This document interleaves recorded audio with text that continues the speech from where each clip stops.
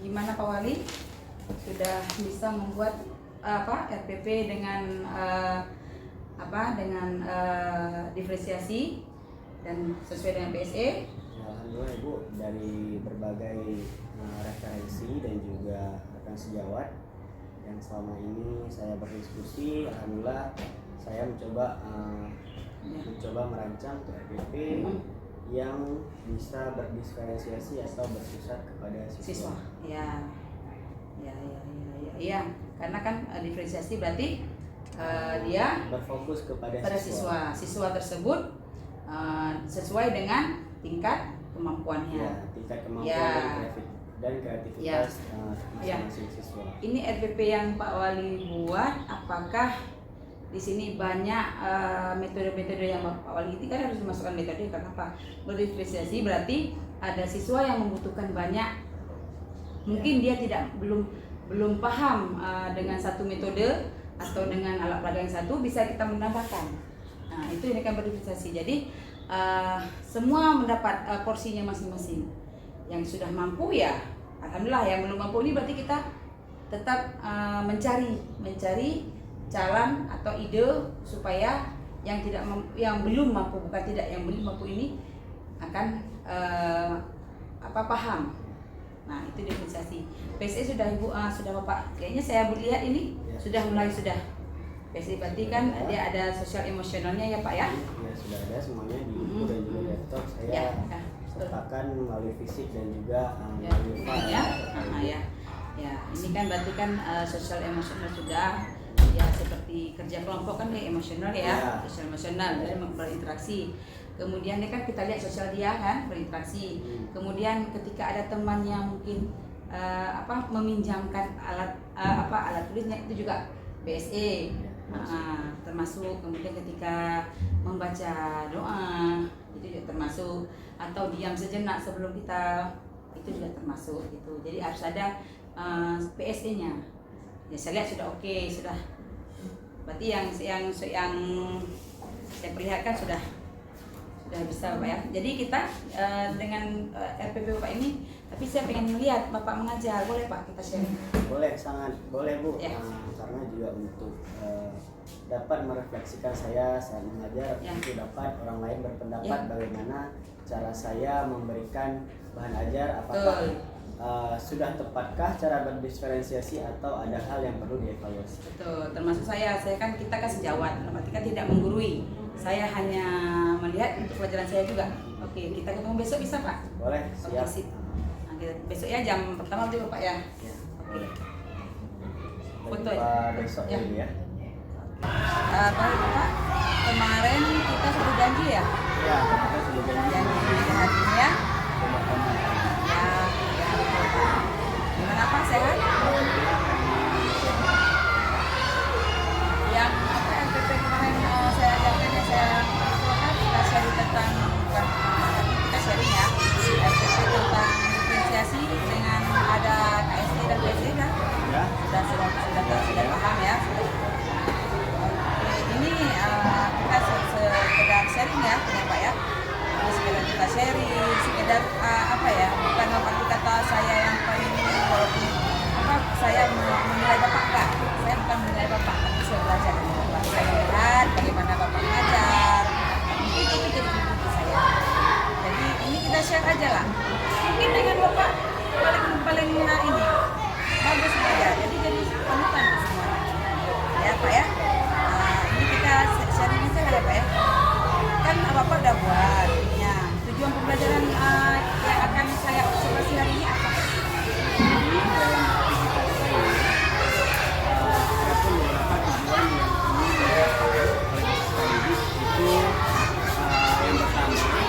Peserta didik dapat mengetahui tentang aktivitas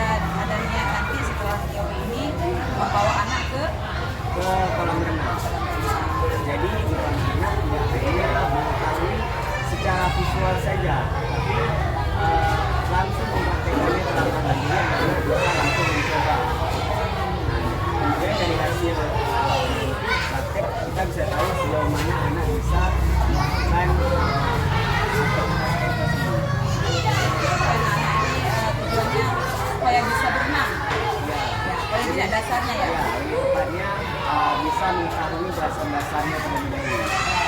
Jadi anak-anak ini belajar ya Pak ya. Area pengembangan yang tidak dicapai gimana Pak? Area pengembangan mungkin dari berbagai siswa mungkin memiliki karakteristik yang sangat berbeda. Nah mungkin itu dari guru itu dapat mengetahui berbagai karakteristik dari seorang anak. Jadi ketika Bapak tahu karakteristik, apakah Bapak akan mengajarkannya bagaimana? Apa Bapak berbeda-beda mengajarkan atau bagaimana? Nah, karena ini pembelajarannya bersifat diferensiasi, yaitu berkisar kepada siswa. Tentu siswa tidak memiliki kemampuan yang sama. Nah, itu juga akan menggunakan beberapa metode yang memang sejalan dengan siswa tersebut. Masih ada beberapa metode. Ya, nanti saya akan lebih mudahnya untuk kita bagikan secara berkelompok. Kenapa secara berkelompok? Karena nanti di dalam kelompok tersebut ada anak yang lebih ke visual, dia mengamati. Kemudian ada yang anak lebih ke audio, dia mendengarkan. Nah, jadi kemudian ada anak yang suka bersosial atau berdiskusi. Nah, nanti dalam kelompok tersebut anak-anak bisa saling berkompromi dengan memiliki kemampuan yang berbeda-beda. Tujuannya tercapai. Bagaimana caranya tujuannya tercapai, anak-anak bisa. Karena dengan berbagai karakteristik untuk mencapai satu tujuan yang sama. Strategi yang dipersiapkan yang sebenarnya Pak kelompok ya. Pertama kita akan menayangkan media pembelajaran terlebih dahulu menggunakan proyektor. Jadi anak-anak dapat menonton dan juga menganalisis terlebih dahulu apa yang akan dipelajari pada hari ini. Anak itu belajar audio berarti atau bagaimana? Audio visual. Audio visual dulu dengan Menggunakan media pembelajaran yaitu proyektor dengan menampilkan video dan teks. berarti Bapak teori dulu ya? Ya, Bisa dulu ya. Oke, jadi sekarang Bapak sudah bisa mulai pelajaran ini anak-anak boleh silakan. sudah bisa? Boleh saya amati? Boleh silakan. Agennya mengamati? Sudah bisa dimulai Pak? Sebagai bahan evaluasi dan refleksi sesi ini. Sama, kita belajar sesuai belajar. Saya juga melihat Bapak, karena Bapak beda dengan saya hanya di kelas, saya belajar di kelas, Bapak belajar di sana. Perbedaannya. Oke, kita bisa mulai Pak.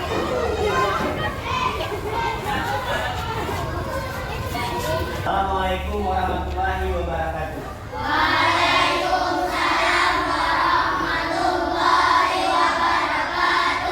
Selamat pagi. Luar biasa. Nah, anak-anak, pada hari ini kita akan belajar tentang apa hari ini? Seperti yang ditayangkan di dalam video apa? Aktivitas air yaitu adalah berenang. Nah, sebelum kita memulai pelajaran, Bapak mau lihat konsentrasi anak-anak terlebih dahulu. Ya, Bapak mau tepuk konsentrasi terlebih dahulu. Siap? Siap. Semuanya siap? Siap. Oke, kita mulai tepuk konsentrasi. Tepuk 1. Yes. Tepuk 2. Boleh. Tepuk 3. Semangat. Tepuk 4. Konsentrasi. Tepuk 5. Siap belajar. Oke, anak-anak semua sudah siap belajar. Sebelum belajar kita berdoa terlebih dahulu menurut agama dan juga kepercayaan masing-masing. Nah, di sini siapa yang mau tadi pimpin doa? Tangan. Oke, Wali. Silakan Wali pimpin doa ke depan. Nah, ayo pimpin doa kepada kawan-kawannya. Sebelum memulai pembelajaran, doa belajar. Sebelum memulai, coba bilang pembelajaran, mari kita berdoa terlebih dahulu. Berdoa dimulai.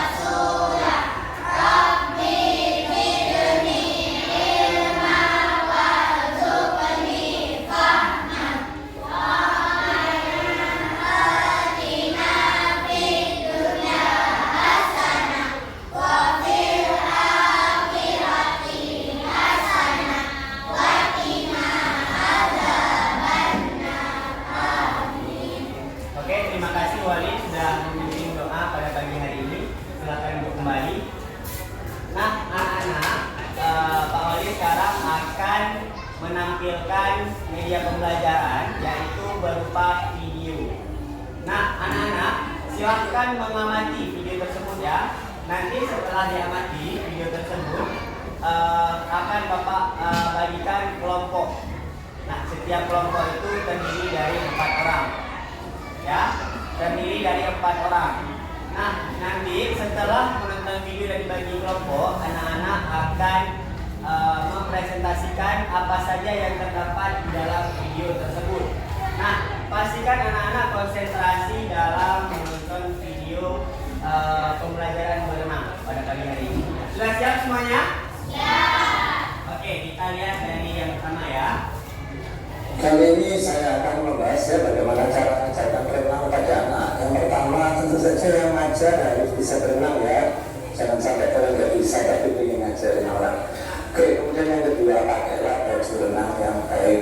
Nah, kalau kalian belum punya baju renang, ini ada toko online ya. Silakan cek di kolom description, ada linknya di sana. Ini baju renangnya bagus tapi harganya sangat terjangkau ya. Ini ada yang untuk pria, untuk wanita, untuk anak-anak ya. Silakan dicek-cek. Oke, Kemudian yang ketiga, sebelumnya udah dikeluarkan buku tulisnya? Udah dikeluarkan? Buku tulis dengan pulpennya untuk dicatat apa aja yang terdapat di dalam video tersebut. Ya, misal contohnya nanti ada latihan bernafas, latihan meluncur, latihan gerakan kaki dan sebagainya. Ya, disiapkan. Sudah dikeluarkan semuanya? Apa Regi mana bukunya? Ya. pakailah kacamata renang ya agar lebih nyaman ketika belajar berenang. Kalian juga bisa ngecek ya di kolom description, ada linknya di sana. Kemudian yang keempat, pilihlah kolam renang yang dangkal saja ya, yang setinggi perut airnya ya, jangan terlalu dalam malah nanti takut tenggelam. Pakai kacamata. Nah, yang pertama dalam belajar berenang yaitu belajar nyelam dulu. Kenapa belajar nyelam? Karena salah satu yang bikin takut di dalam berenang itu adalah takut tenggelam ya. Jadi di sini itu kalian belajar dulu untuk tenggelam, yaitu belajar menyelam. Nah, si Alfian ini yang belajar ini tadinya dia nggak bisa lama-lama ya nyelamnya. Tadinya hanya 1-2 detik aja. Kemudian saya usul ngulang lagi ya, bikin dia tenang ya, jangan dipaksa. Ketika udah berkali-kali barulah dia bisa menyelam agak lama. Kita bisa lihat sekarang, silakan ya. Ditulis ya, jangan lupa ditulis. Nah, kuat kan? Lagi, nah dia bisa renang selama sekitar 10 detik ya. Jadi saya suruh ulang berkali-kali hingga dia merasa nyaman. Jadi sehingga nggak takut tenggelam lagi. Sekarang saya cari lagi ya. Ini saya lagi. Nah, pelajaran berikutnya yaitu belajar ngapung ya. Dalam hal ini ngapungnya masih pegangan karena Alfian masih belum cukup berani untuk melepaskan dari pegangan. Nggak masalah ya. Yang penting nyaman aja. Bikin anak merasa nyaman, jangan dipaksa. Nanti kalau dipaksa malah dia menolak ya, malah nanti lebih lama lagi proses belajarnya.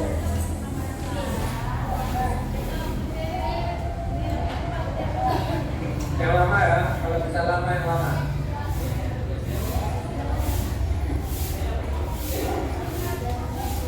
Ya, boleh.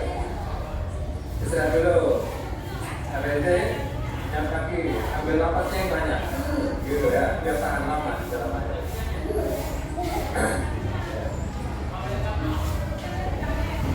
Oke, ambil napas yang banyak ya, biar tahan lama. Pakai mulut ambilnya, mulut jari. Nah, ketika anaknya udah mulai nyaman, maka kita suruh dia untuk meluruskan kaki ya, karena kaki lurus dan tangan lurus itu adalah posisi yang kita butuhkan nanti ketika berenang ya.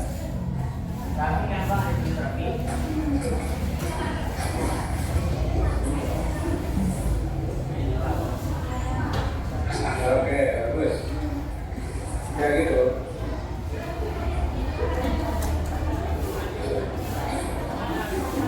Masih kuat?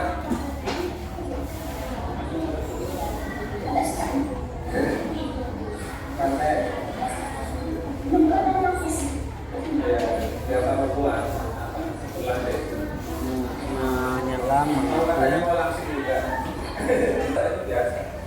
nanti katanya kalau itu udah biasa dilatih sesak, lama-lama dia lebih kuat. Ya, ambil nampaknya pakai mulut ya, banyak. Baru masuk, yuk.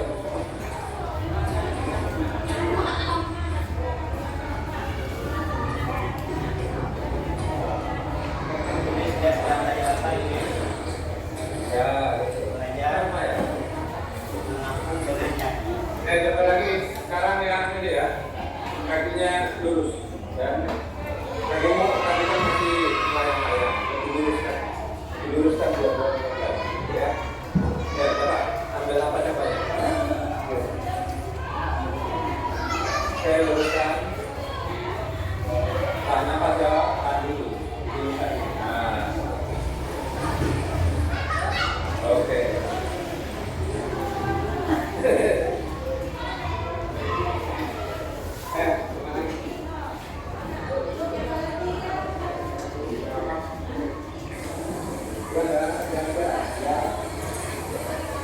Nah, ketika dia sudah mulai tenang, ketika mengapung dengan kondisi kaki lurus, maka kita mulai ajarkan dia untuk meluncur. Pertama kali memang dia masih agak takut ya, sehingga meluncurnya pun tetap saya pegangin. Namun kalau kelamaan saya akan melepaskannya sedikit demi sedikit ya, pendek dulu, kemudian agak panjang, lalu agak panjang.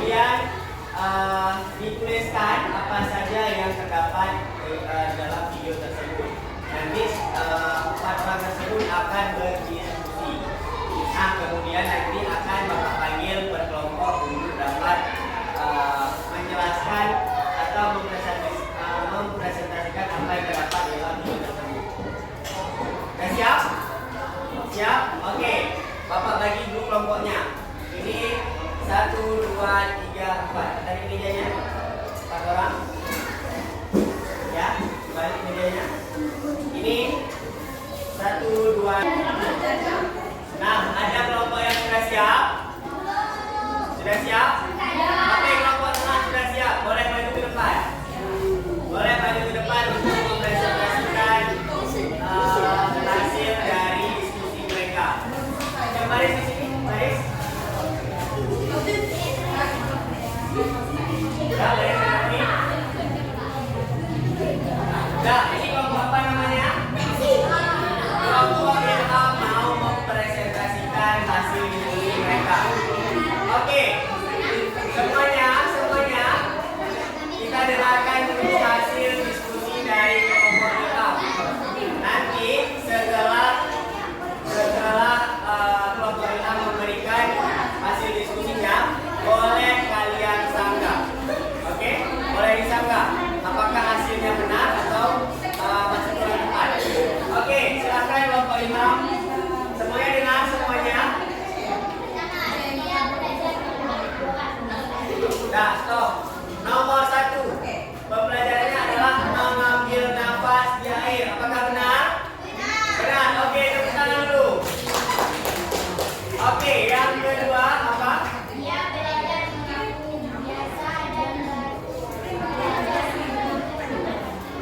Apakah sudah benar? Belajar mengapung biasa dan kaki lurus. Benar? Ada yang mau tambahin? Ada yang mau tambahin?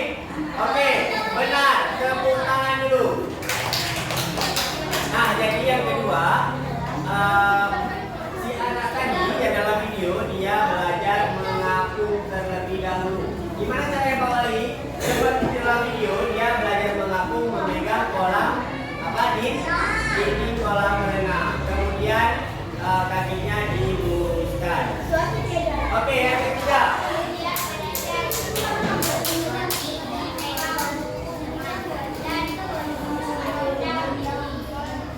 Belajar meluncur dengan kaki dipegang oleh guru atau teman. Apakah sudah benar? Benar? Oke, tepuk tangan dulu.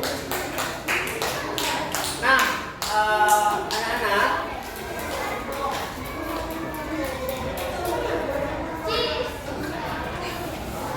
terima kasih untuk kelompok ilham yang sudah memberikan pendapatnya.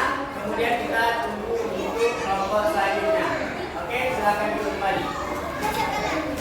Pada hari ini kita sudah mempelajari aktivitas air, yaitu meliputi yang pertama tadi adalah cara pengambilan nafas atau menyelam.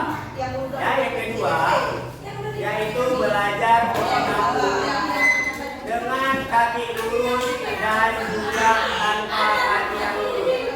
Halo. Kemudian yang ketiga apa? Belajar meluncur. Nah, nanti dari ketiga itu kita akan belajar mempraktikannya di dalam kolam renang. Sudah siap? Ya, berarti kita akan kolam renang untuk mempraktikkan apa yang sudah kita pelajari di dalam kelas. Semangat semuanya belajar di kolam renang? Semangat? Oke. Tepuk konsentrasi. Tepuk 1. Tepuk 2. Tepuk 3. Tepuk 4. Tepuk 5. Nah, anak-anak, untuk pembelajaran ini telah selesai.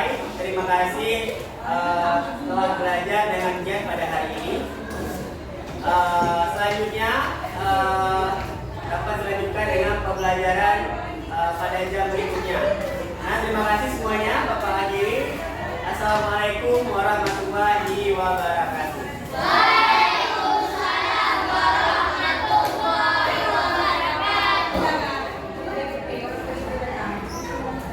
Alhamdulillah Pak ya, sudah selesai prakteknya. Saya sudah melihat luar biasa. Jadi pembelajaran bagi saya bagaimana anak-anak antusias dengan gambar kelompok, kemudian banyak macam cara bagaimana mereka bersemangat. Dari yang tadi Bapak ajarkan, Bapak mengajar anak-anak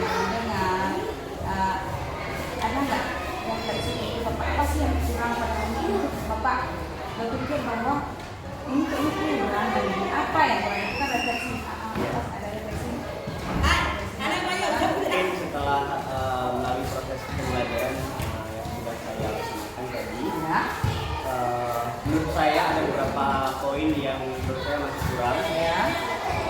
Yang pertama ada beberapa anak yang memang masih belum antusias proses pembelajaran. Nah, itu bagi seorang pendidik harus mengetahui apa yang terjadi di balik anak tersebut.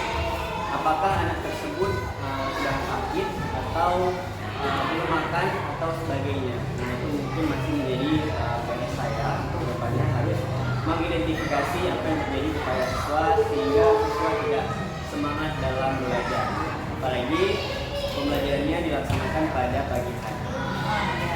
Berarti Bapak kedepannya akan melakukan Identifikasi terlebih dahulu, menanyakan sebelum pembelajaran dimulai, apakah anak-anak sudah sarapan di rumah atau belum.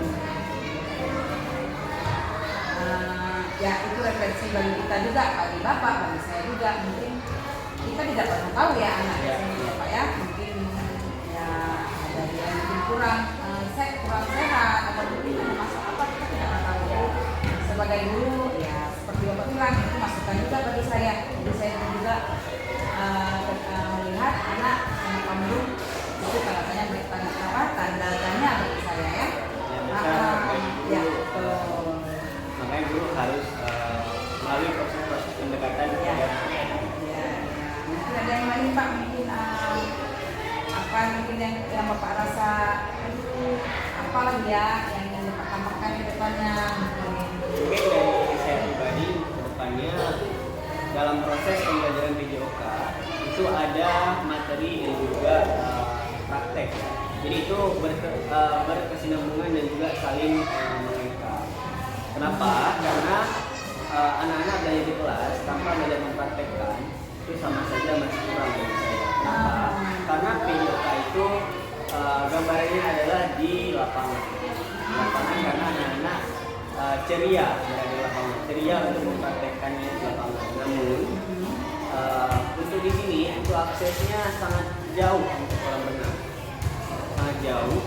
Kemudian itu mungkin yang menjadi hambatan. Jadi setelah anak-anak belajar sebagai pendidik saya mengharapkan bisa langsung berpraktek, namun tidak bisa karena aksesnya sangat jauh.